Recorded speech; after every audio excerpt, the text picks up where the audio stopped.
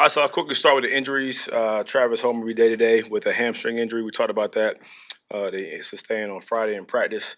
Obviously, Tevin left the game. Also, kind of having a day-to-day approach with him. Also, having a possible shot to go play this week. So, treating it one day at a time. And then obviously, Braxton went out in the game. Will require surgery at some point. So, he'll obviously be out for the rest of the year. Just talk to you guys about the game recently here anyway, but just kind of recap a couple thoughts. After watching the tape, obviously we talked about the turnovers, which don't give really much of a shot to kind of get involved early in the game. 10 points scored off of those two turnovers, which is something we've done a pretty good job of for the most part throughout the entire year, which is inexcusable. So we'll get that cleaned up, get it coached up, and be better in that area of the field. The penalties were all, anytime you have penalties, it's kind of untimely, but just being able to be locked in, to be detailed, to play within controlled emotions throughout the game. So having 10 of those didn't help, obviously.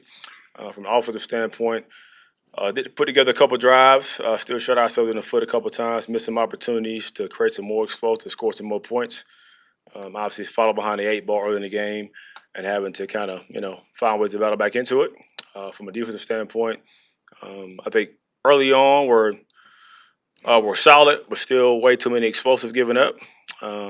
Not enough pressure on the quarterback when it comes to whether it be play action pass or in a drop back pass game, because at some point you'll still have guys have an opportunity to get open if we're not rushing the quarterback and affecting them that. But got to be a lot better, quick turnaround, back to work. And so we'll play another game in a couple of days. Questions? What was the error on the 82-yard touchdown pass that you guys gave up? Poor eyes. So eyes in the wrong spot. And also just playing flat-footed from a post safety standpoint. So, inexcusable from the standpoint of being able to, again, super fast receiver, but got to put a roof on the top shelf for the coverage. Is that Owens or Owens and Stevenson that you're both bad eyes on that? I would just say overall, from a coverage standpoint, got to be better across the board. The defense was pretty reliable early in the season and not so much lately. What's your sense for why that side has fallen off so significantly? A couple potential answers. But I'm not going to go into some of them.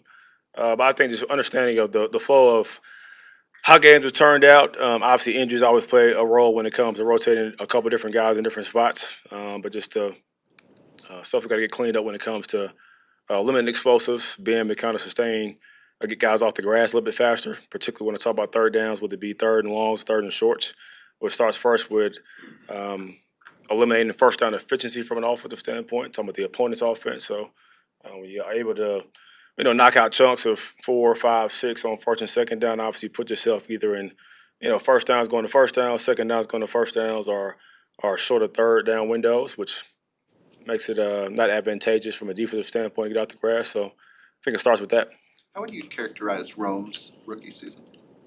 I think it's been good. I think obviously he's continued to emerge here recently. I think, like I said before, I think Rome's been consistent from day one. The ball hasn't always found him throughout the year as far as his role and kind of how that plays out from a progression standpoint. But when he's had opportunity to make plays, the guy constantly shows up. We talk about critical moments, fourth down calls, 2-minute drives, winning one-on-one. He's a separator, has elite twitch, really good ball skills, and is a really detailed route runner. So I would say it's been good overall. Thomas, against the Vikings, Caleb missed a double move to Keenan down the left sideline. So when you watch the touchdown that he had against the Lions, what does that say about the growth he's made in just 6 days there? Keep swinging. So shoot or shoot, and he definitely shoots, which I appreciate. So I'm going to continue to give him opportunities to shoot. I think being able to understand just the rhythm and timing within how plays develop, but also just taking the extra effort to go through a couple of different plays from a practice standpoint.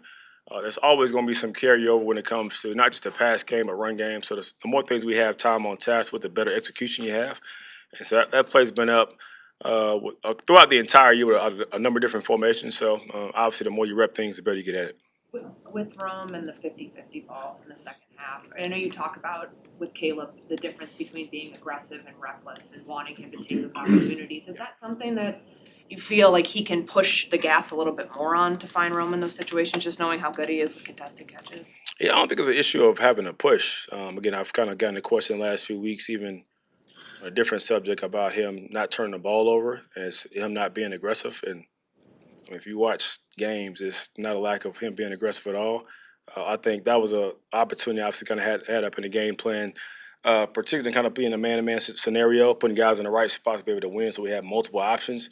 It's kind of just more based off of the leverage of the post safety, and also the defender is going to be over top of Rome. And again, like I said before, Rome has elite twitch, really good separation, and gave him a good opportunity. We're going to make a play. So I think it's less about him not necessarily looking for Rome in scenarios versus how the coverage plays out or the scheme we have designed to go attack based on the situation. Rexon Jones's injury, it's just kind of the way it's been going for this offensive line. Why hasn't the offensive line been able to get it together, either health, not only continuity-wise, but also just performance-wise? What has been the issue? Yeah, I mean, I think health is a big part of it. I think when you have different moving pieces, guys playing in multiple different spots, left side, right side, starting, backing up, as you mentioned, O-line is a big continuity position. So having those 5 guys in unison as much as you can, taking reps to communicate things properly, to get the same looks over and over again, that makes it difficult. But also I think just, again, the flow of the game and having them play from behind and having to, alter the game plan slightly, try to find ways to get back in the game obviously does dictate, their performance at times. And again, I don't care who you're playing with O-line wise. It's hard to always protect guys when you know it's known pass scenarios and you're down multiple scores. You know you got to throw it to get back in it. And so that also puts those guys at more exposure. But is the offensive line part of the reason for the slow starts?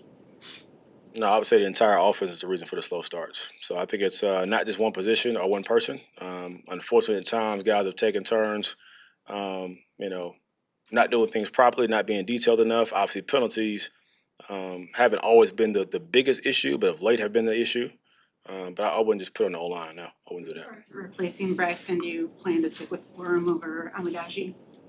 Yeah, so obviously that decision was kind of more based off of Larry's versatility because obviously Larry can play on both sides, plays right and left.